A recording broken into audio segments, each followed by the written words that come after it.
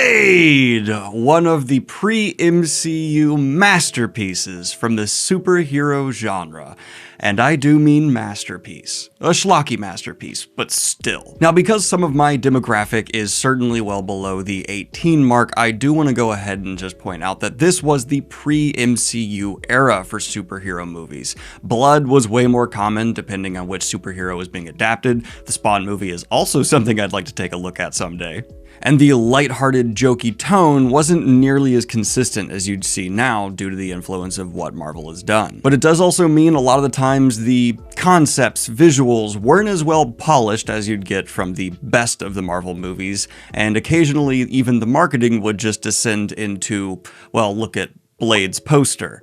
What in the PS1 is that? And maybe most importantly of all, well before Deadpool, this was R-rated. And just to attest to the eventual interesting, at least visuals this series brought to the table, one of the sequels was directed by Guillermo del Toro. But Blade 1 was directed by Stephen Norrington, who I know absolutely nothing about, aside from the fact that Stephen can make 90s cool look way better than most. And still kind of terribly corny. But aside from an interesting directorial style, there's a few other elements that really make Blade stand out from the massive crowd of superhero films still to this day. And I just want to talk about a few of those before we actually get into the story of this movie. The first of which is it's not an origin story. Aside from this opening scene, 99.9% of the film, we are just getting a fully experienced, developed Blade with his gadgets and Whistler, who's amazing and we'll talk about. Yet you don't miss out on really any information because one, the world of Blade is pretty simple. He's half vampire bad, vampires bad, humans good.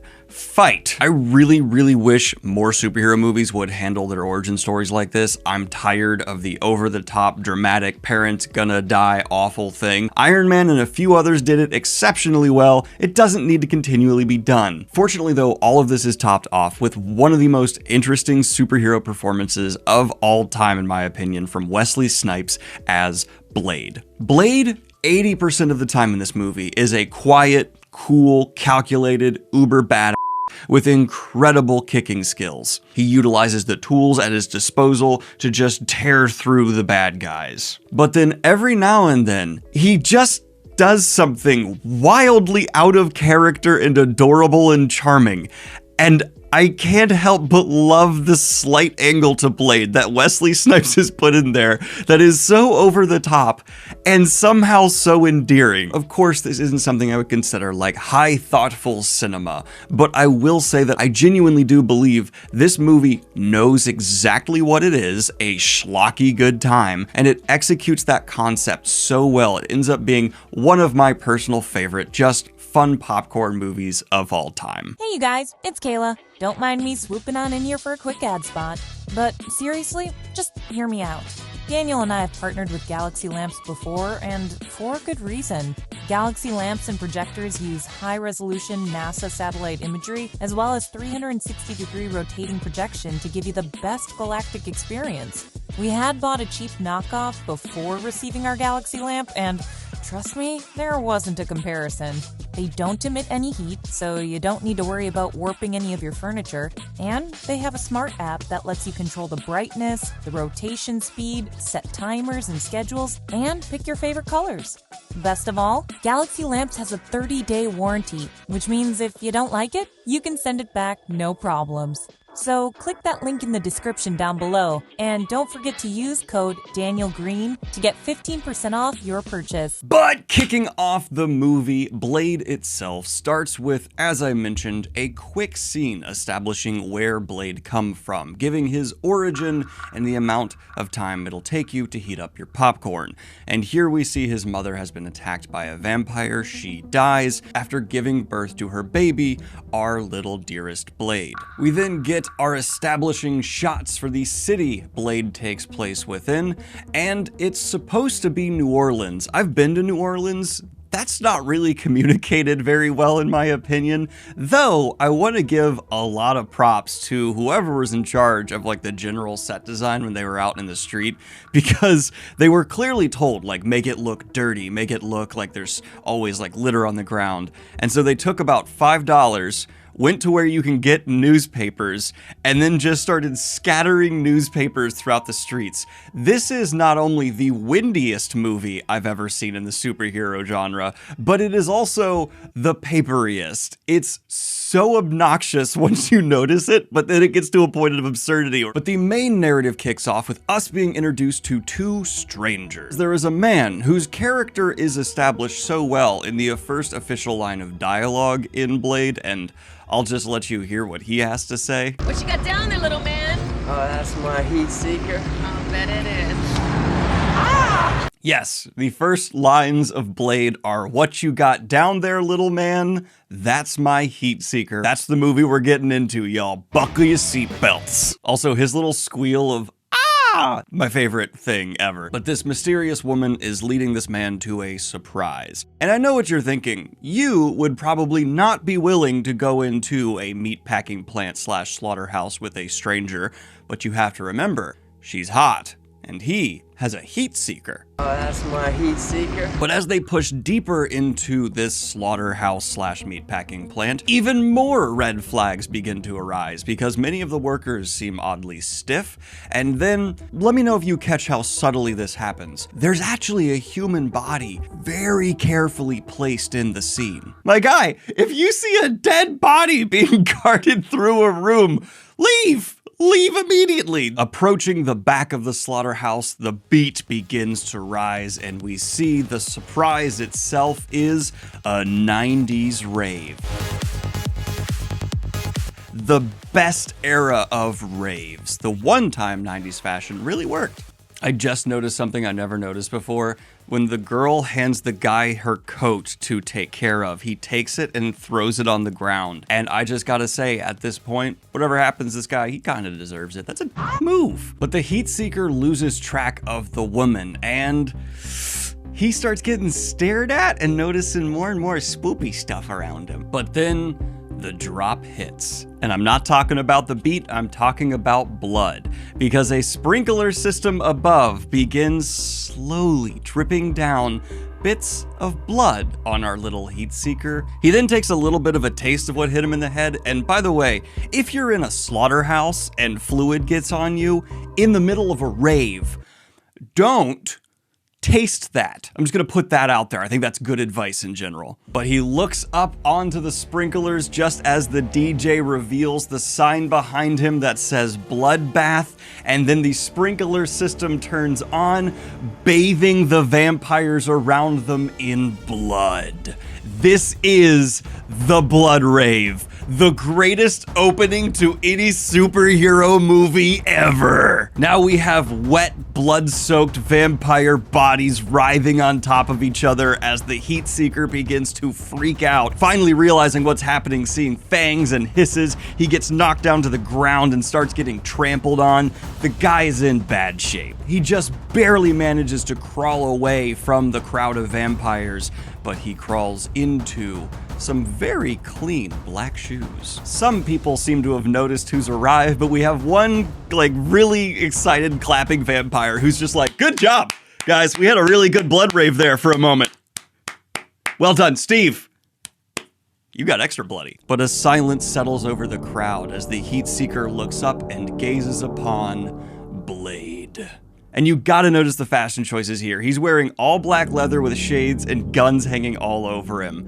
There is more than one or two parallels between this and The Matrix, and Blade came out just barely enough before The Matrix for me to die hard believe it influenced The Matrix development. I'm not trying to say in any way, shape, or form that Wachowskis stole from Blade, but I would not be surprised if they watched it and went, oh, we can absolutely be inspired by some of the things we do here, to then pull them off far more technically impressive in our movie. I am not trying to say Matrix stole from Blade, I'm trying to say it was influenced by, possibly. But we hear someone say, it's Blade, it's the Daywalker. And yes, Blade is a vampire hybrid. He has all of the strengths of a vampire with almost none of their weaknesses, aside from still needing to drink blood, but we'll address that later. A slight grin spreads across Blade's face as he walks into the mass of vampires, all of them backing away, One decides to walk forward and challenge him, and Blade whips up a shotgun loaded with specialty ammo that disintegrates vampires.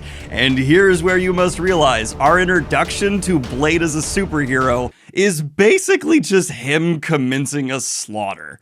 This isn't Captain America, who's like occasionally maybe killing a guy but breaking legs. Blade is just murdering the undead, which, yeah, they're undead, so I guess that's okay. But the way it's presented, it's just like, Jesus, give him a chance! As vampires just scatter all about, we have the oh-so-typical 90s, people running one at a time at the superheroes so that Wesley Snipes can execute some really well-done stunts to take them out. Please don't take this as me actually criticizing Wesley Snipes as a stunt performer. He's fantastic, but the direction seems to leave a little bit lacking, with it always does feel like stunts being executed with how they're presented. There has to be a combination of those two, and the movie does fail to really make them blend, in my opinion, when comparing them to the best. We got the DJ shooting, we got guns involved, it's going ham, but then we get the more badass crew members for the antagonist showing up, who are just more vampires. They walk in like they're better, but they're dispatched just as easily, and then we're left with one member of the antagonist party, who I believe's name is Quinn, and Blade doesn't kill Quinn. After commencing a like Three Stooges style slit with a silver blade killing everyone else, Blade then pins Quinn to a wall with spikes, 2 of them, and does his signature Blade celebration. I'm calling it his signature even though he only does it once, but it's iconic. It has to be his signature move, and let me get this right. And you think Blade's about to interrogate this guy, but he's absolutely not. And instead, Blade just goes, I'm tired of chopping you up, takes an incendiary grenade, and lights Quinn on fire. That's the end of what he wants to do to Quinn. He didn't even want to kill him. He's just bullying this one particular vampire, leaving a threat to society alive, because I think he just enjoys it. Blade has decided to make this one vampire's life a living hell for no f***ing reason. Heatseeker guy actually is still here and tries to run out, but Blade grabs him, checks him for any bites. He looks clear, so Blade lets him go. The police are arriving, so Blade also jumps up an event and f***s off. And that's the opening of Blade. Just a brutal massacre at the hands of Blade, where he sets a guy on fire and says, tell your boss I say hi, and leaves. And here we see Quinn, after being set on fire, brought into a hospital. There are doctors who begin working on him. One of them is Karen, an actually important character who's going to be in this movie, and her coworker who's creepy and hits on her. We don't like him. Of course, Quinn's not actually dead, and after we establish that Karen has taken some blood samples from this guy and noticed there's something really wrong with them, the vampire's of course still alive, because you can't kill a vampire by just setting it on fire, and he bites Karen's coworker and then also bites Karen. But this is the amazing part. After he bites Karen, we see Blade has arrived at the hospital, and he sees that Karen is bit. But Blade is showing up, presumably to finish off Quinn. Blade, if you wanted him to give a message to his boss, why are you now here to kill him? If you just wanted to kill him, why didn't you do it back at the blood rave? This is so confusing. Blade takes his sword and cuts off one of Quinn's arms, which is a reoccurring thing in this movie. We see a few cops arrive who pull out their guns and immediately start shooting at Blade, which again, we get another sensational moment from Wesley Snipes' performance where he turns around and yells at the cops. Are you out of your damn mind?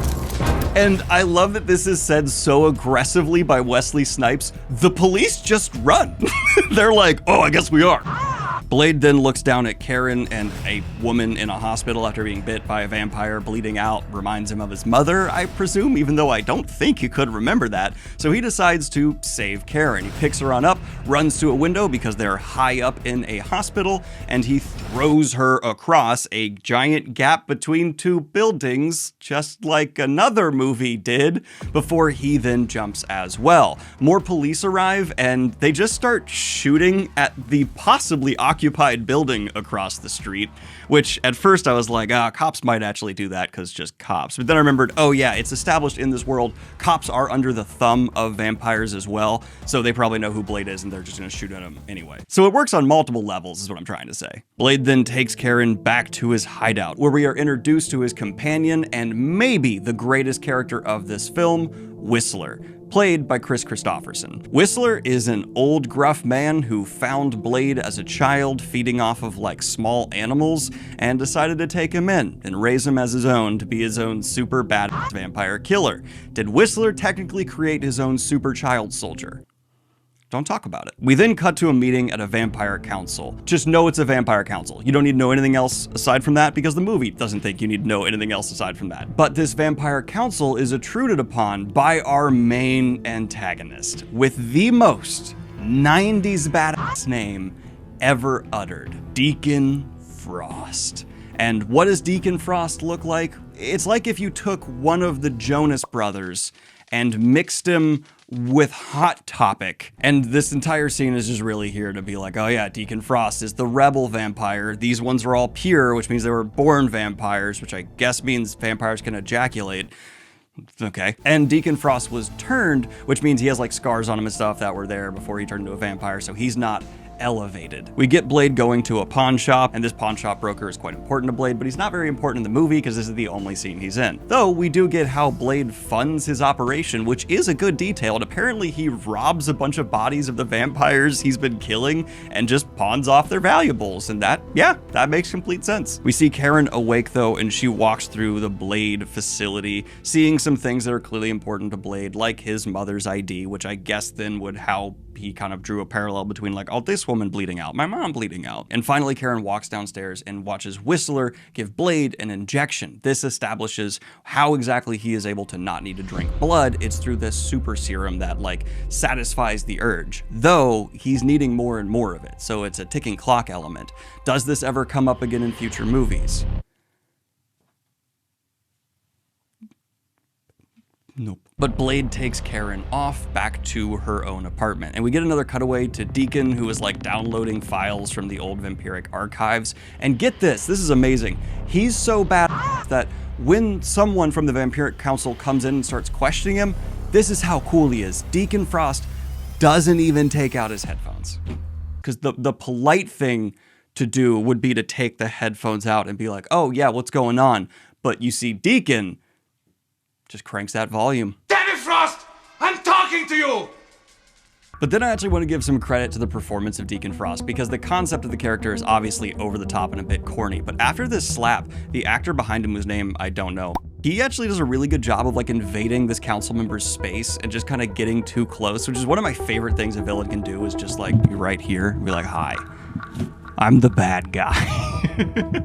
It just is unsettling, and he's able to like scare the Vampiric Council member out, and even as the guy walks, Deacon kind of walks after him, just continue that like, yeah, you know you're gonna run away from me vibe, and I think that's really great. Karen is left by Blade though. He gives her some garlic pepper spray and is just like, go about your life, hope you don't die. But once she enters her home, a cop arrives, doesn't knock, and just comes on in, and she is hesitant. When the cop reveals himself to be obviously not a good person, cops shouldn't just walk on into your home, red flag. She whips out the garlic pepper spray and sprays him. Oh no, he's not a vampire, he's just a human. Blade arrives though, because apparently Karen was just being used as bait and says he's a vampire familiar, a concept we're all aware of or familiar with.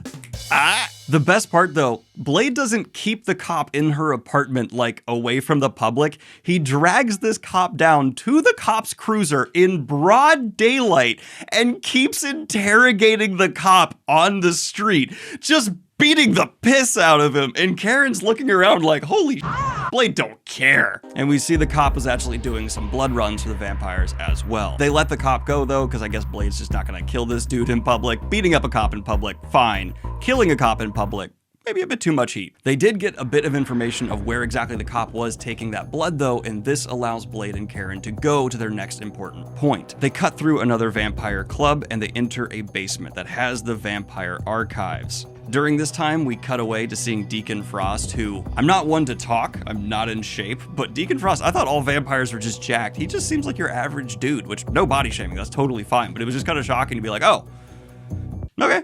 But we see the things he downloaded, his blueprints, have resulted in him somehow getting all the things he needs to know where the final blood sacrifice he's trying to do to restore a blood god, that's his motivation as a villain by the way, needs to take place. So Deacon Frost is well on his way to getting his mission accomplished. Though, during this time, the cop that was interrogated by Blade arrives and warns Deacon Frost that Blade is probably headed to their archives. The cop is killed for his trouble, and we cut back to Blade, who, moving through the archives, is introduced to, I think, maybe a special kind of vampire, or a different creature altogether. It's Pearl. I don't know how else. This is Pearl. This is what Pearl is. There's a lot of farts in this scene. But Karen, being bad, love Karen, she just flicks on open a light box they brought in that used like UV rays to hurt vampires, and they start torturing Pearl for information. There's also a bit of back and forth here because Deacon Frost is on a FaceTime call with Pearl at this moment because he's aware Blade's on the way, and Blade turns around the FaceTime call and they have a bit of dialogue. And I really love the dialogue between them because it's so in character for both of them. Deacon Frost tries to be cool. He's like, "I heard you've been looking for me. I'm flattered." And Blade's response is, "That'll pass." That's great. And we see it really has upset Deacon. He's not happy Blade's there. Pearl spills the details, though, about the blood sacrifice that needs to occur. Apparently, 12 pure-blooded vampires need to be a part of the sacrifice, and now there is the big final confrontation set piece established. They do a whole lot more torturing of Pearl that results in Pearl looking like this. Now, is that medium rare? But just as Deacon Frost's crew arrives, and there's a big fight scene after Blade and Karen have moved into a back room that apparently has some form of like vampiric Bible in it, that vampire Bible destroyed. And here we see for the first time, Blade does not maintain the upper hand, with a childlike vampire throwing him off his guard. Quinn has returned, now no longer all burned up, but seriously scarred. Quinn's hand, though, is regrowing, though, from the hospital scene, good for him. But just as it seems like things couldn't get any worse, Blade begins laughing. And there is an earpiece where we hear Whistler's voice. An explosion happens against the wall, and Whistler's here, baby! It's time for the grumpy old man with no superpowers to just start unloading machine guns at vampires. Why? Because that's what old men do? The fight scene escalates as Karen and Blade and Whistler all escape. Karen and Blade end up deep in a subway tunnel that is apparently somehow right next to this that Whistler blew a hole from. And the fight scene along the train, while there's some goofy visuals, overall looks really cool, and talk about a unique setting for a fight scene. But the next really important scene for the plot is we see Deacon Frost has taken the member of the council who slapped him and kidnapped him somehow. They've brought him out in the morning right before the sun comes up on motorcycles, and everyone is wearing these big old helmets. And I know what you're thinking. If it's about to be morning, won't all these vampires die? No. Because sunscreen. The vampiric curse's biggest hurdle can be overcome with SPF 50.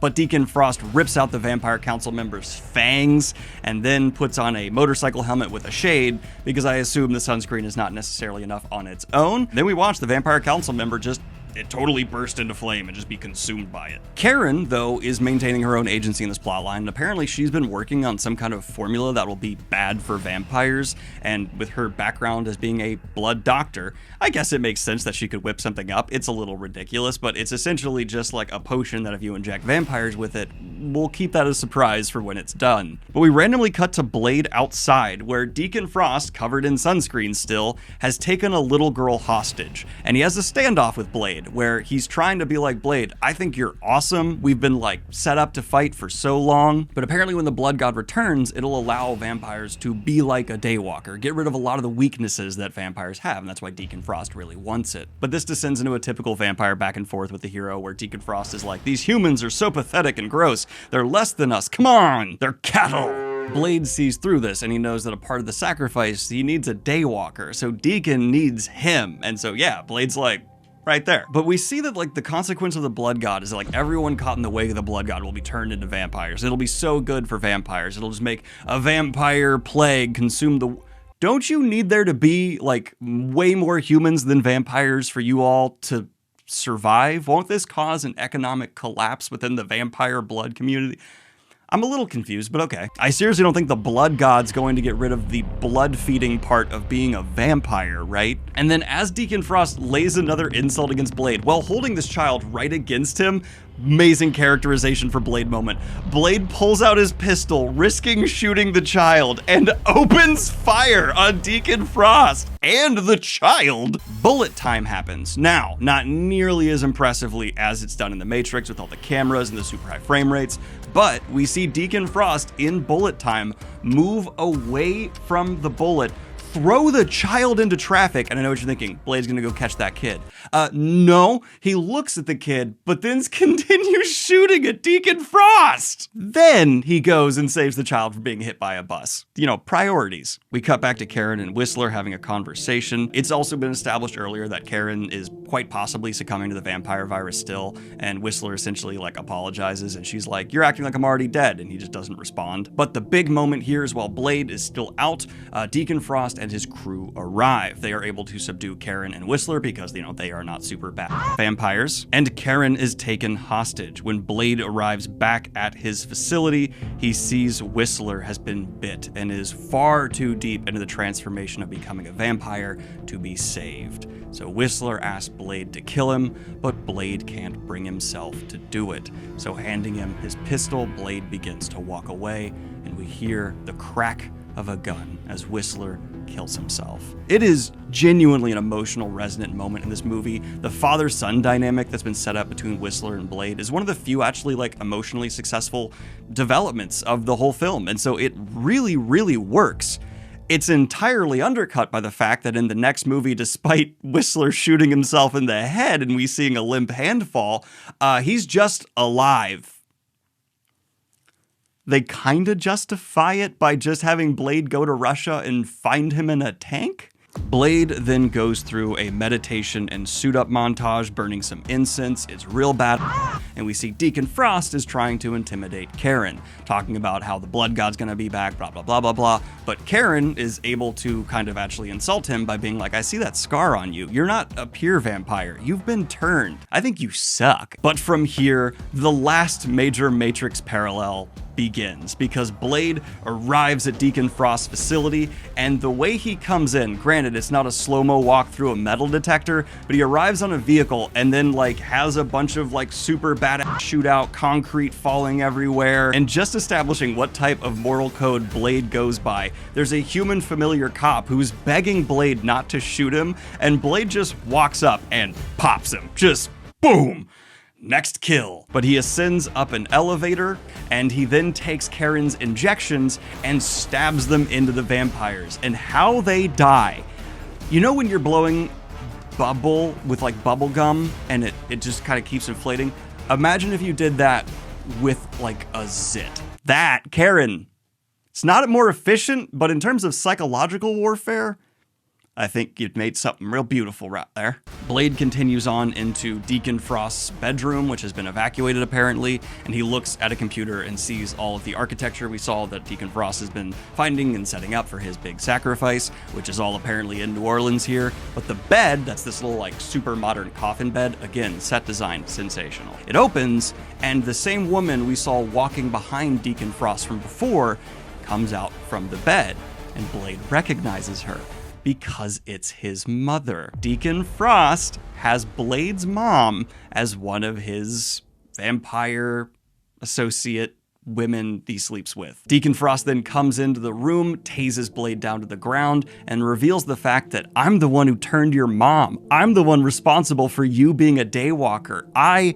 made you. And throughout this movie, the relationship between Deacon Frost and Blade is like pretty good, but this added angle and weight is so successful. It's like, god damn. And I remember first watching this movie, at least me, I didn't see that coming. Blade is taken to where Karen is being held prisoner, and they are moved to the final big marble architecture facility that all this has to take place in. And we see Deacon Frost has also brought the 12 members that he needs of the Vampire Council, who are pure bloods. And Blade is not in good shape. The dude needs his serum and he is looking thirsty. As Blade is taken up to his ceremonial coffin where his blood will be drawn to do the ceremonial sacrifice, Karen is taken to a special hell for her where it turns out her creepy coworker before who was bit, he didn't fully successfully turn into a vampire, which they're establishing is a thing now, and instead he's more like a ghoul, and they shove Karen down into a pit with him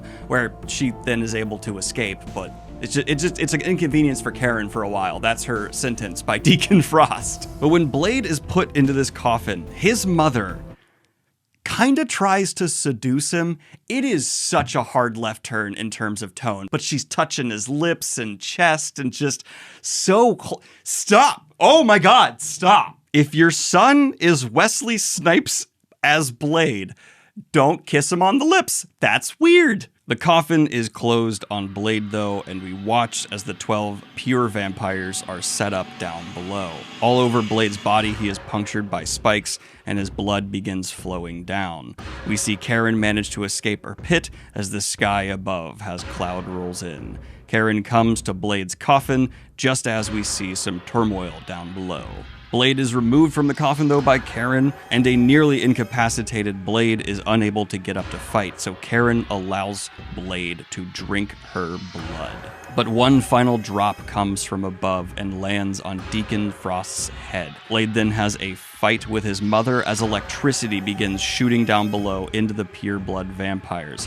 Deacon Frost smears Blade's blood into his hair in just a bad boy shot for the centuries. And the pure vampires, I need to explain this very carefully. As Blade is fighting his mother above, the pure blood vampires have lightning hitting their head that causes their skeletons within their skeletons to emerge. Watch this carefully. You actually can see it happening intentionally. Apparently all vampires within their regular skeletons have bat skeletons that are their souls, and those are dragged out in early 2000s CGI. I never said this movie was flawless. I said it knew what it was and executed the premise masterfully. But just as this is happening, Blade does kill his own mother. Really cold-bloodedly. It doesn't seem to bother him that much. The emotional impact of what happened is clearly affecting Blade, but he's still no hesitation. You're a vampire. Bam! A man of his cause. With an actual, large cat animal growl, Blade sets off to fight Deacon Frost, now in possession of the blood god powers. He then leaps from high above and executes this film's best superhero landing by a mile. Check this out. The actual ground shook. Play that again. I don't know what Blade's mass is, but good God. Just needing to die at this point, I think even Quinn within the script is aware that it's time for him to go. He decides, the guy that Blade has made his puppet to just bully for God knows how long, decides it's time to challenge Blade with what looks like a small knife. So he then runs at Blade, and Blade takes, I think, a silver-created garrote from his belt and just decapitates Quinn so that Quinn can finally fulfill his destiny to allow this shot.